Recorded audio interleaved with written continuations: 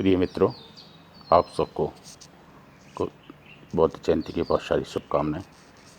आपके परिवार का मंगल हो और साथ ही साथ आपका जो संसार है, संसार में जो सृजन के काम हैं, जितना भी आप प्रयास कर रहे हैं वो सारे काम सफल हों, ऐसी मेरी मंगल कामना है।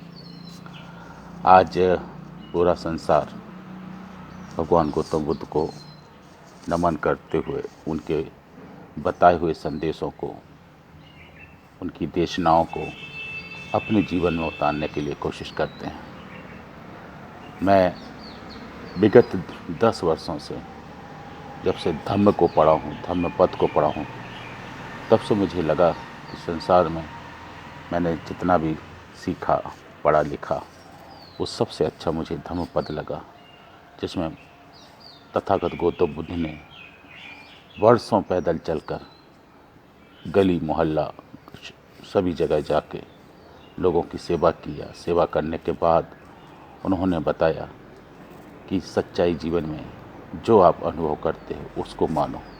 किसी के कहने पर, किसी के ज़बरदस्ती करने पर आपको कोई धर्म नहीं मानना है, कोई कर्म नहीं करना है, बल्कि आपकी जो इच्छा है उस इच्छा को आप ध्यान में रखकर अगर आगे बढ़ते हैं, उस इच्छा के आधार पर अपना विकास मानसिक रूप से करते हैं, तो निश्चित तौर पे आप सच्चाई पे जाओगे।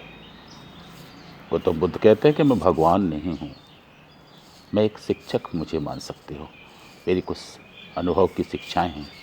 इन शिक्षाओं से अगर आपको लगता है कि जीवन में कुछ परिवर्तन आ सकता है, प्रगति हो सकती है, तो आप करने की कोशिश करो। उनका एक बहुत विश्व प्रसिद्ध वाक्य है, अत्तो दीपो भव, कि हमें अपना दीपक खुद बनना पड़ेगा। हमारे मुक्ताकाश में अब जो नवोदित मुक्ताकाश है, उसमें जितने भी दोस्त हैं, मैं एक एक का अगर नाम लूँ और एक एक के काम की तारीफ़ करूँ तो मुझे लगता है कि शाम हो जाएगी और इतना आप सुन नहीं पाएंगे, समझ नहीं पाएंगे। लेकिन निश्चित तौर पर ये अच्छे से जानते हैं कि जितने भी आप मित्र हैं मेरे, कोई 5 साल से है, कोई 10 साल से है, कोई 20 साल से, कोई और भी लंबे समय से है। सवाल समय की सीमा से नहीं है, समय इस बात का है कि हम लोग अपने अपने क्षेत्र में जितनी ईमानदारी से आगे बढ़ रहे हैं, परिवार को साथ लेके बढ़ रहे हैं और समाज को एक नई दिशा प्रदान कर रहे हैं। यही गौतम बुद्ध का संदेश है कि अगर हमने जन्म लिया है तो इस जन्म की सार्थकता सिद्ध करें और इस संसार को शांतिमय, करुणामय और प्रगतिशील संसार बनाएं।